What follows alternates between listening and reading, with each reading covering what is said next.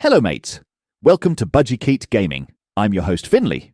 Today I'm reviewing Bonnie Bear Saves Frogtime, which will be available for purchase on the PC and Nintendo Switch for $16.99 by the time this video is released. Before I go any farther, I'd like to thank Bonty Avent for the review code. I truly appreciate it. Bonnie Bear Saves Frogtime is a cute, quirky, and honestly quite bizarre adventure that takes so many weird turns that you'll never see coming, which is honestly the heart and charm of this title. And really, this is to be expected from the Bonty Avent developers, which is the same team that brought us Once Upon a Jester. Unlike Once Upon a Jester, Bonnie Bear Saves Frogtime is a turn-based RPG with some very interesting gameplay mechanics, which I'll get into a bit later. Going back to the story, it starts off as you having to beat a local bully in a game of Frogtime, which is where the turn-based combat comes in. I was assuming that was going to be the main plot point, but no. The plot expands so much farther than I expected. And honestly, getting revenge on the bully is just the very tip of the iceberg as it quickly spirals out of control in the most bizarre and awesome way possible. The gameplay is also more varied than I expected. The main point of the game is Frogtime, which is a turn-based battle where you try to get your team of frogs from your side of the board to your opponent's side of the board. Each match is unique as your HP varies each match, and each frog has their set amount of damage they dish out. The only way a frog does damage is if it reaches your opponent's side of the board. Basically, you assemble a team of frogs, where each frog has their own set of unique abilities. Some frogs jump over one another to get to the other side of the board quicker. Some frogs use their tongues to smack an enemy back one spot, or pushes a teammate up one spot. And some frogs build up a special move after taking a set amount of turns, usually 2 or 3 turns. You get to buy new frogs, which, trust me, there are tons of frogs to buy, but the downside is you have to dispose a frog currently on your team in order to make room for a new frog, as you have limited slots for your team.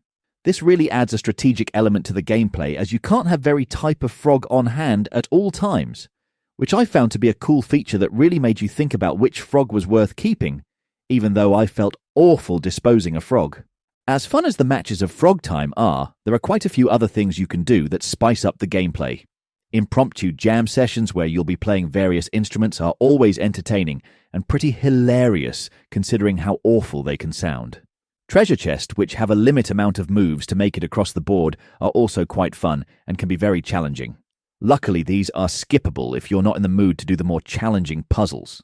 Then there are various mini-games you'll come across, such as sled racing vampires down a hill. I'm impressed by the entire sound design in this game, as the voice acting, music, and ambience are extremely enjoyable. The tunes will absolutely get stuck in your head. The Six-Pack song still hasn't left my head, even days after first hearing the tune. So be prepared to have some catchy tunes stuck in your head days after finishing this game. I also enjoyed how a lot of the songs seem like they're about to touch on some very sensitive and touching topics, but then takes a wild turn to keep with the silly theme of the game, which, honestly, I enjoyed very much as I was in need of something light-hearted right now. Speaking of light-hearted, you can't really get much more light-hearted than this art style. It's adorable. Now, I'm thinking people would see these graphics and automatically assume it's a cozy game, and I would say they're about half right with that assumption. While I can see cozy gamers enjoying this game, I would say it's a little more on the challenging side for some cozy gamers. Now, that's not to say this game is hard by any means. There were definitely some challenging fights here and there, but I wouldn't say it's super hard. Just don't expect it to be a cakewalk like your average cozy adventure. Because remember, this is an RPG at heart with adventure elements. Not the other way around, which honestly, I was expecting it to lean much harder into the adventure aspect and not the RPG aspect. But honestly, I was pleasantly surprised by the amount of RPG depth Bonnie Bear offers. On a positive side note, this game has a built-in achievement system for the Switch, which is super cool, and I wish more games offered this. While I enjoyed so much about the game, there were a few issues I had with it. The very minor issue is the audio. I'm not sure if it was on purpose or not, but a few times a character would start saying a sentence, and halfway through the sentence they'll start over. It honestly didn't bother me, as I thought it might have been a character trait, but it does happen multiple times, and I'm pretty sure it happened with different characters, so I'm still not sure if it's just the way certain characters talk, or if it's a bug. Either way, it didn't really bother me, as it kind of fit the tone of the game, but I thought I'd mention it. One thing that was a bit annoying is when playing long matches, like when your HP is 10 or over. There are times when you know you messed up super early into the match and that there is no coming back from your mess up. When this happens, I would absolutely love a restart button, as it's really annoying being forced to finish a 5 to 10 minute match that you know you're going to lose. There could have been a restart button, and maybe I missed it, but from what I could see, there wasn't one. Another slightly annoying thing is after each match, your opponent automatically walks back to the spot where you originally spoke with them.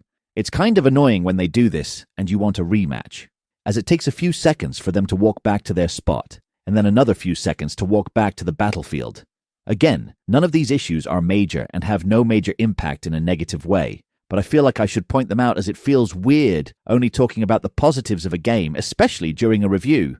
But other than those issues, the game ran amazing. So overall, what do I think of Bonnie Bear Saves Frogtime? I think it's a fantastic indie gem that is well worth your time, especially if you enjoy quirky games, RPGs, or you're just wanting something different from the norm.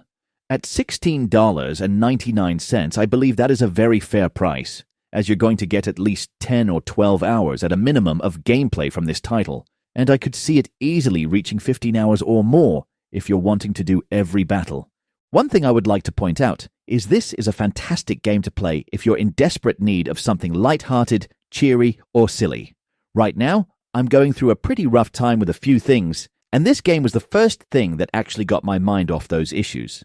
I haven't been in the mood to listen to music, watch movies, or play many games, as I'm usually attracted to the sadder aspects of those mediums, but Bonnie Bear is far from being sad, as you'll be too busy laughing or wondering WTF just happened in the story.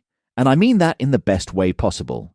So not only did I very much enjoy the game, I feel like it's a game I needed at this precise time. If Bonnie Bear Saves Frogtime gets a physical release, I'll absolutely be buying it day one, as it's a fantastic game that I'll gladly replay again. And hopefully it gets a PS5 and Series X release sometime down the road. Do you plan on buying Bonnie Bear Saves Frogtime?